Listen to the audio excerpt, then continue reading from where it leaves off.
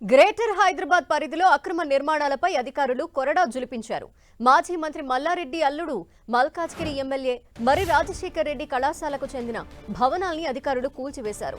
విషయం తెలియటంతో కలెక్టర్తో మాట్లాడేందుకు వచ్చారు మల్కాజ్గిరి ఎమ్మెల్యే మరి రాజశేఖర్ రెడ్డితో పాటు ఆయన వెంట ఎమ్మెల్యేలు వివేకానంద, కృష్ణారావు, ఎమ్మెల్సీ సంబీపూర్ రాజు ఉన్నారు. హైదరాబాద్ శివారు దుండిగల్లోని చిన్నదామర చెరువుని కబ్జా చేసి కళాశాల భవనాలు నిర్మించారని ఫిర్యాదు రావడంతో అధికారులు చర్యలు తీసుకున్నారు. ఎఫ్టీఎల్ బఫర్ జోన్లో రాజశేఖర్ రెడ్డికి చెందిన ఏరోనాటికల్ ఎంఎల్ఆర్ఐటి కళాశాలకు సంబంధించి 2 శాశ్వత భవనాలు, 6 తాత్కాలిక షెడ్లని కూల్చివేశారు. మొత్తం 8 ఎకరాల చెరువును ఆక్రమించి పార్కింగ్ కోసం రోడ్లు, భవనాలు నిర్మించినట్టు నీటిపారుదల శాఖ, రెవెన్యూ అధికారులు గతంలో గుర్తించారు. వారం క్రితమే యాజమాన్యానికి నోటీసులు ఇచ్చారు. ఇవాళ మేడ్చల్ జిల్లా కలెక్టర్ ఆదేశాలతో నీటిపారుదల, రెవెన్యూ, పోలీస్ శాఖల ఆధ్వర్యంలో కూల్చివేతలు చేపట్టారు. అయితే కూల్చివేతలను అడ్డుకునేందుకు విద్యార్థులు, కళాశాల సిబ్బంది వచ్చారు. అయితే దీంతో కాసేపు అక్కడ ఉద్రిక్త పరిస్థితి ఏర్పడింది.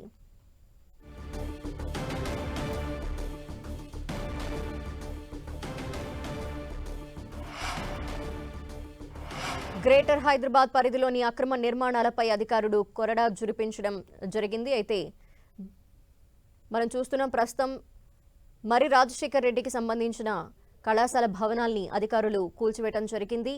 మాజీ మంత్రి మల్లారెడ్డి అల్లుడు మల్కాజ్గిరి ఎమ్మెల్యే మరి రాజశేఖర్ రెడ్డి, అయితే అతనికి సంబంధించిన కళాశాల భవనాల్ని అధికారులు కూల్చివేశారు. అయితే అక్కడికి భారీగా కళాశాలకు సంబంధించిన విద్యార్థులు కావచ్చు, అలాగే యాజమాన్యం కావచ్చు, వారిని అడ్డుకునేందుకు ప్రయత్నించడం జరిగింది. అయినప్పటికీ కూడా మొత్తం భవనాల్ని కూల్చివేయడం జరిగింది. మొత్తం విషయం తెలియటంతో కలెక్టర్తో మాట్లాడేందుకు మల్కాజ్గిరి ఎమ్మెల్యే మరి రాజశేఖర్ రెడ్డి గారికి చేరుకున్నారు. అయితే మరి రాజశేఖర్ రెడ్డితో పాటు ఆయన వెంట ఎమ్మెల్యేలు వివేకానంద, కృష్ణారావు, ఎమ్మెల్సీ సంబీపూర్ రాజు కూడా అక్కడికి చేరుకున్నారు. హైదరాబాద్ శివారు దుండిగల్లోని చిన్నదామర చెరువుని కబ్జా చేసి కళాశాల భవనాలు నిర్మించారన్న ఫిర్యాదు రావడంతో అధికారులు చర్యలు తీసుకోవడం జరిగింది. ఎఫ్టీఎల్ బఫర్ జోన్లో రాజశేఖర్ రెడ్డికి చెందిన ఏరోనాటికల్, ఎంఎల్ఆర్ఐటి కళాశాలలకు సంబంధించి 2 శాశ్వత భవనాలు, 6 తాత్కాలిక షెడ్లని ప్రస్తుతం అధికారులు కూల్చివేశారు. మొత్తం 8 ఎకరాల చెరువుని ఆక్రమించి పార్కింగ్ కోసం రోడ్లు, భవనాలు కూడా నిర్మించారు అని నీటిపారుదల శాఖ, రెవెన్యూ అధికారులు గతంలో గుర్తించడం జరిగింది. అందుకు సంబంధించిన నోటీసులు కూడా జారీ చేశారు. మరింత అదనపు సమాచారాన్ని మా ప్రతినిధి అజయ్ అందిస్తారు. అజయ్, మనం చూసుకోవచ్చు, ఏదైతే మరి రాజశేఖర రెడ్డి సంబంధించినటువంటి ఇంజనీరింగ్ కాలేజ్ సంబంధించి కూల్చివేతలు ఉదయం నుండి కొనసాగుతున్నాయి. ఇక్కడికి బీఆర్ఎస్ ఎమ్మెల్యేలు ఉదయం చేరుకున్నారు. ఆ తర్వాత కలెక్టర్ తోటి మాట్లాడేందుకు కలెక్టరేట్కి వెళ్లారు. కలెక్టరేట్ లో కలెక్టర్ రెస్పాండ్ కావట్లేదు అంటూ కూడా మళ్ళీ ఇక్కడికి చేరుకున్నటువంటి పరిస్థితి మనం చూసుకోవచ్చు. అయితే దీనికి సంబంధించి ఏదైతే బీఆర్ఎస్ ఎమ్మెల్యేలు అయితే తీవ్రమైనటువంటి ఆరోపణలు చేస్తున్నటువంటి సందర్భం మనం చూసుకోవచ్చు. ఏదైతే కక్ష సాధింపులో భాగంగానే ఇలాంటి చర్యలకు పూనుకున్నారని ఇటు కాలేజీ యాజమాన్యం, అదేవిధంగా ఎమ్మెల్యే మరి రాజశేఖర రెడ్డి చెప్తున్నటువంటి పరిస్థితి. అదేవిధంగా బీఆర్ఎస్ కి సంబంధించినటువంటి కుత్బుల్లాపూర్ ఎమ్మెల్యే వివేకానంద గౌడ్ కూడా దీనిపైన స్పందించడం జరిగింది. నేరుగా సీఎంఓ కార్యాలయమే ఈ కూల్చివేతలను పర్యవేక్షిస్తున్నట్టుగా అధికారులు మాకు చెప్తున్నారు. ఇంత కక్షితపూరితమైనటువంటి వ్యవహారాలు సరైనది కాదు అంటూ కూడా ఆయన తీవ్రమైనటువంటి విమర్శలు అయితే చేస్తున్నటువంటి సిచ్యువేషన్ మనం చూసుకోవచ్చు. కాలేజీకి ఎమ్మెల్యేలు రావడంతో పెద్ద ఎత్తున వాళ్ళకి సంబంధించినటువంటి అనుచరులు కూడా ఇక్కడికి చేరుకోవడం జరిగింది. అయితే కూల్చివేతలను అడ్డుకునే ప్రయత్నం కానీ లేదా కూల్చివేతల దగ్గరికి వెళ్లే ప్రయత్నం కానీ వాళ్ళైతే చేయట్లేదు. మేము వారం రోజుల క్రితం ఈ నోటీసులు మాకు ఇవ్వడం జరిగింది. దానిపైన మేము రెస్పాండ్ అయ్యే టైం కూడా కలెక్టర్ మాకు ఇవ్వలేదు. రెస్పాండ్ అయ్యే టైం ఇవ్వకుండానే మా పైన ఈ విధమైనటువంటి కూల్చివేతలకు అధికారులు పూనుకోవడం అనేది సరైన విధానం కాదు. ఇది ఖచ్చితంగా కక్ష సాధించడంలో భాగంగానే ఈ విధమైనటువంటి చర్యలకు పాల్పడుతున్నారంటూ కూడా అధికారుల కూడా దీనిపైన రెస్పాండ్ అయ్యేందుకు అవడం లేదు అంటూ కూడా వాళ్ళు విమర్శలు అయితే చేస్తున్నటువంటి సిచ్యువేషన్ మనకు కనబడుతుంది. అయితే ఈ చర్యలను రేవంత్ రెడ్డి తీరును అయితే వాళ్ళు తీవ్రంగా ఖండిస్తున్నటువంటి పరిస్థితి మనం చూసుకోవచ్చు. అయితే ఇటువైపుగా చూసుకున్నట్టయితే ఎమ్మెల్యేలు, వాళ్ళకి సంబంధించినటువంటి అనుచరులు, వాళ్ళతో వచ్చినటువంటి సిబ్బంది అయితే ఉన్నటువంటి సిచ్యువేషన్ ఒకవైపు కొనసాగుతుంది. వాళ్ళు ఏదైతే కూల్చివేతలు కొనసాగుతున్నాయో కూల్చివేతలు కొనసాగే ప్లేస్ కు మాత్రం వాళ్ళు వెళ్లడం గానీ అడ్డుకునే ప్రయత్నం గానీ చేయడం లేదు. మరొక వైపు కూల్చివేతలకు సంబంధించి ఏదైతే చేస్తున్నారో ఈ ల్యాండ్ ఏదైతే ఉందో ల్యాండ్ 50 సంవత్సరాల క్రితమే మేము కొనుగోలు చేశాము. ఈ కాలేజీలు కూడా 30 ఏళ్ల నుండి మేము నిర్వహిస్తున్నామంటూ వారు చెప్తున్నటువంటి సిచ్యువేషన్ కూడా కనబడుతుంది. అయితే ఎంతో రెప్యుటేషన్ ఉన్నటువంటి కాలేజీ యొక్క పేరును డ్యామేజ్ చేయడంలో భాగంగానే ఈ విధమైనటువంటి చర్యలకు పూనుకున్నారు. ఈ కాలేజ్ రెప్యుటేషన్ దెబ్బతీయడం ద్వారా ఏం సాధిస్తారంటూ కూడా వాళ్ళు మాట్లాడుతున్నటువంటి సిచ్యువేషన్ కనబడుతుంది. కలెక్టర్ దగ్గరికి వెళ్ళిన తర్వాత కలెక్టర్ ఫోన్ చేస్తే రెస్పాండ్ గతంలో ఉన్న దానికంటే ఎక్కువ సంఖ్యలో పూర్తివేతకు సంబంధించినటువంటి గతంలో ముందుగా ఒకే జేసీబీ ఒక క్రషర్ ఉండగా దానికి అదనంగా మరొక 3 డ్రిల్లర్లు అదేవిధంగా ఇంకొక జేసీబీని కూడా తీసుకొచ్చి కూలగొట్టే ప్రయత్నం చేస్తున్నారంటూ కూడా వాళ్ళు ఆరోపిస్తున్నటువంటి సిచ్యువేషన్ అయితే కనబడుతుంది. మనం ఇక్కడ ఉన్నటువంటి అంటే వాళ్ళు మాట్లాడిన దాంట్లో రెగ్యులైజేషన్ కోసం అప్లై చేసుకున్నాము. అది సుప్రీంకోర్టులో ఫైల్ పెండింగ్ లో ఉంది. అది వచ్చే వరకు అవకాశం ఇవ్వాలి అంటూ కూడా కొద్దిసేపు క్రితం మర్రి రాజశేఖర రెడ్డి మాట్లాడినటువంటి సందర్భం కనబడుతుంది. అదేవిధంగా ఎవరైతే కేవలం బీఆర్ఎస్ సంబంధించినటువంటి ఆస్తులపైన ఈ విధమైనటువంటి దాడులు చేయడం, కేసులు పెట్టడం అనేది సరైనది కాదు. కాంగ్రెస్ నేతలు, కాంగ్రెస్ ఎమ్మెల్యేలు, కాంగ్రెస్ మంత్రులు ఎవరు అక్రమ కట్టడాలు కట్టలేదా, వాళ్ళు నిర్మించలేదా, వారిపైన ఎందుకు ఇలాంటి దాడులు చేయడం లేదు, ఇలాంటి కూల్చివేతలకు పూనుకోవడం లేదు అంటూ కూడా విమర్శిస్తున్నారు తప్ప ఇది లీగల్ గా ఉన్నటువంటి కన్స్ట్రక్షన్ అని మాత్రం బలంగా ఎక్కడైతే చెప్పలేదు. రెగ్యులైజేషన్ కి సంబంధించి అవకాశం ఇవ్వాలి, దానికి కావాల్సినటువంటి సమయం ఇవ్వాలి. ఇప్పుడు రెగ్యులేషన్ కు ప్రభుత్వం కూడా అనౌన్స్ చేసింది ఎల్ఆర్ఎస్ కు సంబంధించి.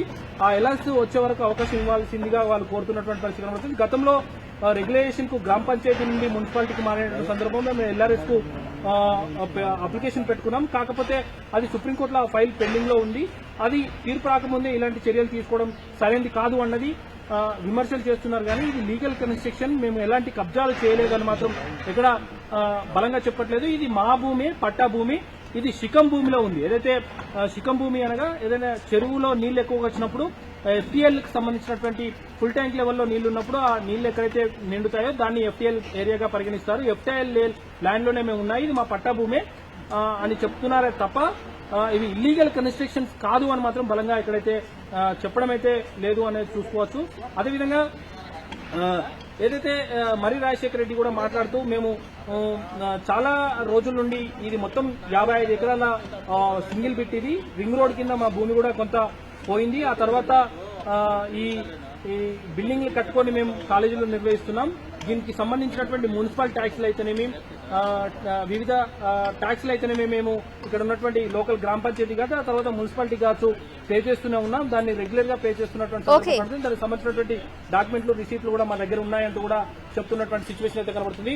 మొత్తంగా చూసుకోవచ్చు ఏదైతే ఇల్లీగల్ కన్స్ట్రక్షన్ అని అధికారులు కూల్చివేతలు అయితే ఏదైతే చేస్తున్నారో దానికి వ్యతిరేకిస్తూ ప్రెస్ మీట్ పెట్టినప్పటికీ కూడా ఇవి మేము లీగల్ గానే మేము కట్టుకున్నామంటూ ఎక్కడ చెప్పట్లేదు. క్రమబద్దీకరణకు అవకాశం ఇవ్వాలి, ఆ సమయం కోసం మేము అప్లికేషన్ పెట్టుకున్నాము. సుప్రీంకోర్టు గైడ్ లైన్స్ ఉండగానే కూల్చివేతలు చేయడం సరైనది కాదు అంటూ మాత్రం వాళ్ళు ఆరోపిస్తున్నటువంటి సిచ్యువేషన్ మనకు కనబడుతుంది. కంప్లీట్ గా మాకు కొనుక్కున్న పట్టా ప్రకారం ఉన్న భూమి కాబట్టి దయచేసి ఇది అర్థం చేసుకోవాలా. కాదంటే 1-2 మీరు అన్నట్టు ఒక చిన్న డీవియేషన్స్ ఉండొచ్చు, దాన్ని కూడా మేము రెగ్యులరైజేషన్ కోసం అప్పుడే ఫీజు కట్టి కూడా పెట్టినాం. కాబట్టి ఇది సుప్రీంకోర్టులో అలాగే ఉంది. సుప్రీంకోర్టు క్లియరెన్స్ ఇస్తే వస్తుంది. ఇంకా ముఖ్యంగా ఇవాళ ఒకటి నోటీస్ ఇచ్చిండ్రు ఒక వారం కింద. ఏమని, మీ బిల్డింగ్స్ ఇదే మీరు చెప్పినట్టు ఇట్లా చెరువులో ఉన్నాయి, అక్కడ ఉన్నాయి, ఇక్కడ ఉన్నాయి, కాబట్టి మీరు ఏమంటారు దీనికోసం అంటే దానికి ఆ నోటీస్ సమాధానం కూడా ఇచ్చినాం. కనీసం మాకు ఒక టైం ఇవ్వకుండా, ఏ రకమైన టైం ఇవ్వకుండా షోకాజ్ నోటీస్ ఇచ్చి ఫలానా 15 రోజులలో మేము కూలగొడతాం, ఏదైతే సుప్రీంకోర్టు మార్గదర్శకాల ప్రకారంగా కూడా 15 రోజుల టైం ఇవ్వాలా అనేది కూడా పక్కకు పెట్టి ఇమీడియట్లీ కూలగొట్టడానికి పూనుకున్నాం. ఇప్పుడు మేము కలెక్టర్ గారి దగ్గరికి వెళ్ళాం. ఒక మాట కలెక్టర్ గారిని రిక్వెస్ట్ చేసుకోవడానికి మాకు అవకాశం ఇవ్వండి, కొంచెం టైం, మేము కోర్టు ద్వారా మీకు సమాధానం చెప్తామంటే అడిషనల్ గా 4 జేసీబీలను ఇంకెక్కువ పంపించి ఎక్కువ పోలీస్ ఫోర్స్ ని పిలిపించి ఆ రూఫులు కొట్టే యంత్రాలను కూడా వాటిని ఏమంటారు డ్రిల్లింగ్ మిషన్స్ ని కూడా అడిషనల్ గా ముందు పొద్దున ఒకటి ఉంటే ఇప్పుడు 4 డ్రిల్లింగ్ యంత్రాలు కూడా తెప్పించి మరీ కొట్టిస్తున్నారు. అది కూడా జడ్జి గారు ఇవాళ ఆదేశించారు కూడా, మీరు మండేకి ఇది నేను పోస్ట్ చేస్తున్నా, అప్పటి వరకు ఆగండి అని స్టాండింగ్ కౌన్సిల్ కూడా వాళ్ళు ఆదేశాలు ఇచ్చినాక కూడా వాళ్ళు ఈ విధమైన చర్యలు తీసుకుంటున్నారంటే ఎంత కక్ష కట్టి ముందుకు పోతుండ్రో మీరు దయచేసి అర్థం చేసుకోవాలా. ఇవాళ 26 సంవత్సరాల నుంచి లేనిది ఇవాళ కొత్తగా తీసుకొస్తుందంటే దీని వెనుక ఏం ఉద్దేశం ఉంటుందో దయచేసి మీరు ఒక మీడియా మిత్రులుగా మీరు అర్థం చేసుకోవాలా. మీరు పదే దాన్ని మీరు ఇక్కడ ఏదో డీవియేషన్ ఉంది, ఇల్లీగల్ గా కట్టినాం, ల్యాండ్ మాదే, బిల్డింగ్లు కట్టినాం, దానికి ట్యాక్సులు ప్రతి సంవత్సరం ఒక 13 లక్షలు ఇక్కడ లోకల్ ట్యాక్సులు గత 10-15 ఏళ్ల నుంచి ఆ యొక్క ట్యాక్సులు కట్టుకుంటూ వస్తున్నాం. ఎప్పటి నుంచి అయితే ఈ బిల్డింగ్లు కట్టినామో అప్పటి నుంచి కొంచెం మొత్తం ఇవాళ 13-14 లక్షలు ట్యాక్స్ కూడా దీన్ని కట్టడం జరుగుతుంది. ఇవాళ గిట్టిన బిల్డింగ్లు కూడా ఒక్కటి కూడా ఇక్కడ లేవు. కాబట్టి ఇది గమనించుకోవాలా. అంటే అప్పుడు నేను అదే చెప్తున్నా కదా, గ్రామ పంచాయతీ పరిధిలో ఉన్న హెచ్ఎండిఏలో పరిధిలోకి వచ్చినప్పుడు రెగ్యులరైజేషన్ చేసుకోమని ప్రభుత్వం చెప్పింది. ప్రభుత్వం చెప్పినప్పుడు మేము రెగ్యులరైజేషన్ కూడా చేసుకున్నాం. సో అది సుప్రీంకోర్టులో ఆ ఫైల్ ఆగింది. మీరు కూడా ఎంక్వైరీ చేసుకుంటే మీకు కూడా ఒక ఐడియా వస్తుంది. కాబట్టి అన్ని కాలేజీలు మనది